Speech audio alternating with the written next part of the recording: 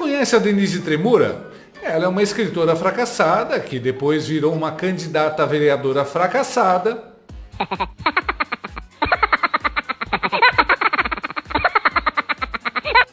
E que, como todo fracassado, acaba virando influenciador petista, atuando para eleger Lula.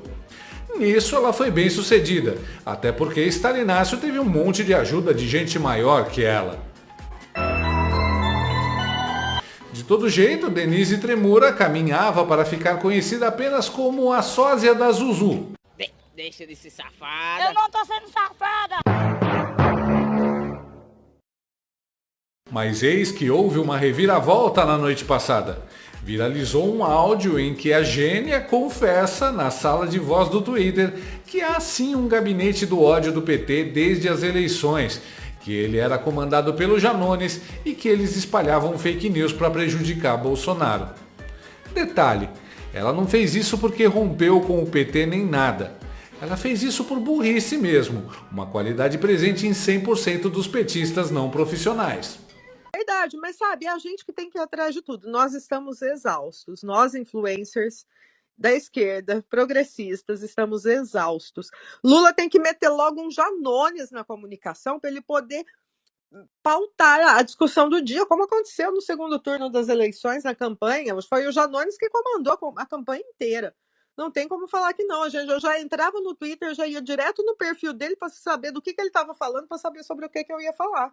Era ele que estava pautando. E aí os bolsonaristas tinham que desmentir as fake news, que nem eram tão fakes assim, né? Mas ia desmentir as narrativas da esquerda. Eles não tinham tempo de ficar criando fake news, porque estavam correndo atrás das nossas fake news. É isso que tem que acontecer. Entendeu? E nem era fake news, era, sabe, uma pequena, né, uma leitura enviesada de alguns fatos aí do Bolsonaro.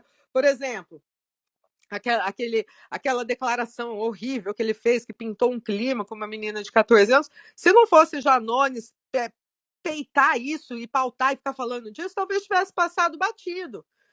Mas não, aí foi toda a esquerda em cima desse assunto, porque a gente tinha um incentivo ali, tinha um apoio, tinha tinha alguém a quem seguir, tinha um comando. Eles precisavam correr atrás das nossas fake news.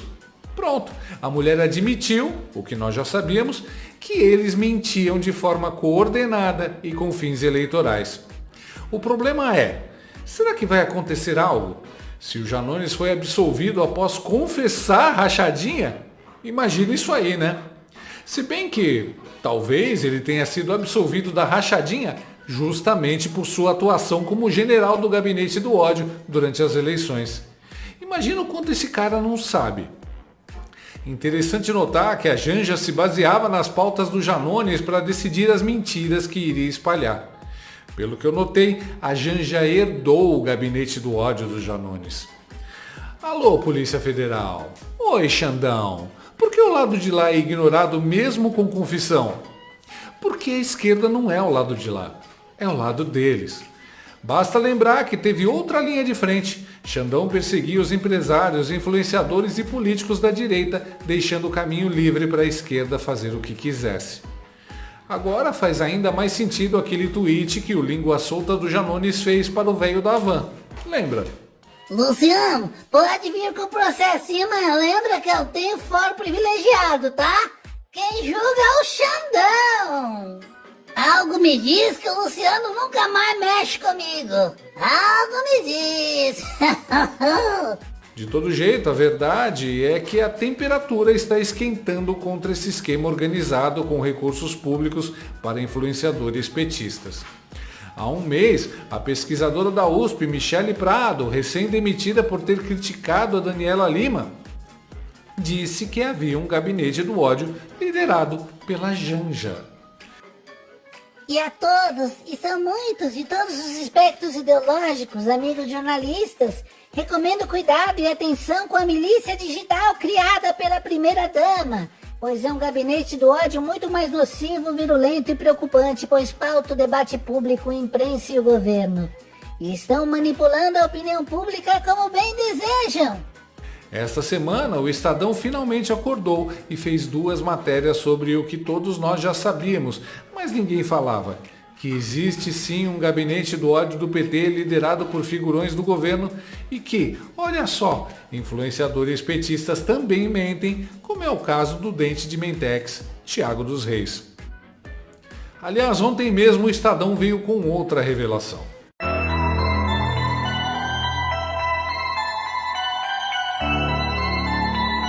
A gente nota que mexeram com algo importante, porque do nada apareceu a Lula News, Globo News, para tentar passar pano e botar panos quentes. E a escolhida para o trabalho sujo da vez foi a Chatuza Neri. O ministro Paulo Pimenta, que agora é o ministro de Apoio à Reconstrução do Rio Grande do Sul, mas estava na SECOM e vai voltar ao que tudo indica, deve voltar para a SECOM. Eu perguntei para ele o que estava acontecendo, se havia algum dinheiro público, e ele respondeu basicamente o que tem aí na nota, mas eu tentei achar ali algumas explicações. Ele disse, por exemplo, eu falei, bom, vocês então fazem reuniões setoriais com bancadas na Câmara, no Senado, as lideranças do governo, aliados, tem dinheiro público? Ele falou, de jeito nenhum, não pagamos o influenciador, não tem dinheiro público nessa história. A gente não paga influenciador para fazer isso, é uma coisa nossa, da gente, do governo e da sua base no Congresso e também dentro do PT. Eu falei, mas essa estratégia é uma estratégia só de divulgação de notícias positivas sobre, como diz a nota, programas do governo, ações do dia, agenda do presidente? Ele falou, eu falei, vocês não combinam nenhuma estratégia de reação, por exemplo? Vocês estão sendo atacados por uma declaração XYZ e aí vocês querem reunir a tropa para todo mundo sair defendendo junto? Ele disse, nem isso. Seria até interessante que a gente tivesse isso, mas nem isso é feito. É uma reunião mais rudimentar mesmo. Então, essa foi a frase do ministro Paulo Pimenta, muito parecida, claro, com a declaração da nota. Eu só queria entender se essa reunião para definir estratégia de comunicação também tinha a ver com estratégia de embate nas redes sociais. E ele disse que nem isso eles fariam nesse caso. O jornalismo investigativo da Globo News. Perguntar por WhatsApp para o acusado se é verdade que ele fez algo ilícito. Ele nega. Pronto, caso encerrado. Se o governo está dizendo, eu acredito. Deve ser alguma nova metodologia. Muito sofisticada essa técnica investigativa em que a fonte é o suposto autor do crime. O que eu acho mais incrível nesse vídeo é como a Natuza conseguiu falar tudo isso sem cair na gargalhada. Segurou muito bem. Eu imagino o que acontece quando eles desligam as câmeras do estúdio.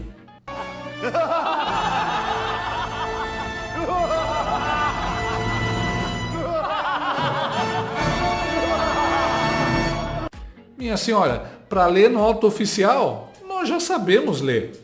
Jornalista serve para descobrir o não oficial, como o Estadão descobriu o gabinete da ousadia. Eu tô achando que vocês da Globo News estavam nessas reuniões rudimentares aí, porque as pautas de vocês são as mesmas do gabinete. Além do mais, Natuza, o Pimenta é um pouquinho mais esperto, né?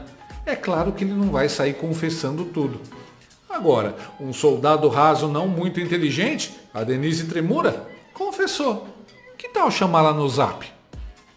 A boa notícia é que as reportagens do Estadão foram o estopim necessário para que a oposição criasse a CPI da milícia digital do PT.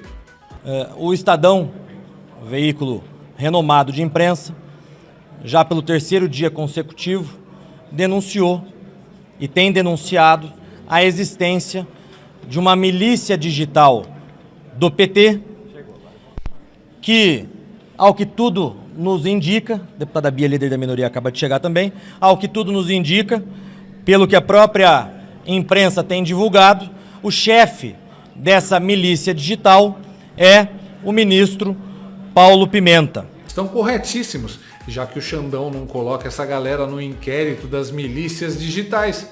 Este é o outro caminho para pegar esses picaretas.